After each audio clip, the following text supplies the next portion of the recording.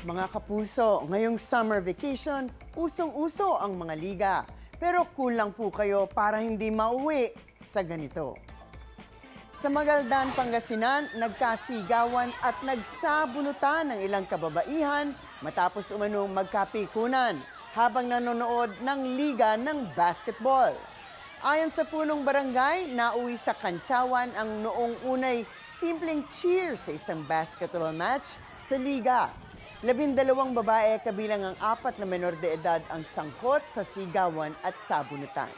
Yan ang pag-uusapan natin. Ask me, ask Attorney Gabby.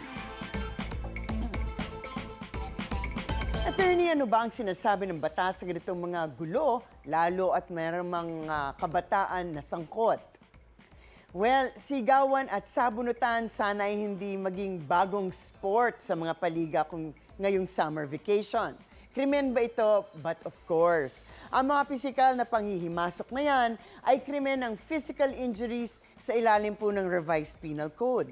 Ang krimen naman na ito, na physical injuries, maaaring slight, less serious, at serious physical injuries. Siyempre, mas grabe ang injury, mas mataas ang penalty. Yung sabunutan na nangyari definitely ay krimen ng slight physical injuries at ang krimen naman na yan may 3 klase pa. Kung yung pananakit ay nagresulta sa hindi makapagtrabaho ang biktima o magawa ang usual activities or nangailangan ng medical attendance for 1 to 9 days, yan po ang slight physical injuries na isang kaso. Yung isa naman, slight injuries din, pero yung nasaktan ka, pero hindi ka naman naapektuhan at hindi kailangan na magpatingin sa doktor.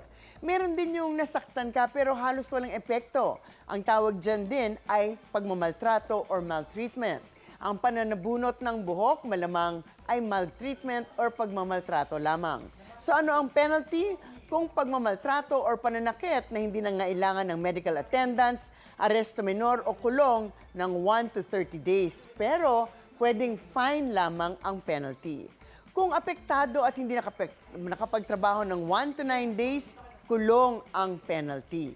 Kung may menor de edad na sangkot naman, dito papasok ang Juvenile Justice and Welfare Act of 2006. Ang mga menor de edad na 15 anyos at pababa ay walang criminal liability pero maaaring mapasailalim sinatawag nating intervention program para naman mapayuhan ng maayos at maturuan ukol sa maling nagawa at para hindi na maulit muli.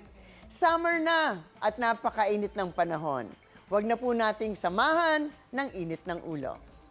Ang mga usaping batas, bibigyan po nating linaw para sa kapayapaan ng pag-iisip. Huwag magdalawang isip. Ask me, ask Attorney Gabby. Ikaw, hindi ka pa nakasubscribe sa GMA Public Affairs YouTube channel? Bakit? Mag-subscribe ka na, dali na, para laging una ka sa mga latest kwento at balita. I-follow mo na rin ang official social media pages ng Unang Hirit. Salamat, Kapuso.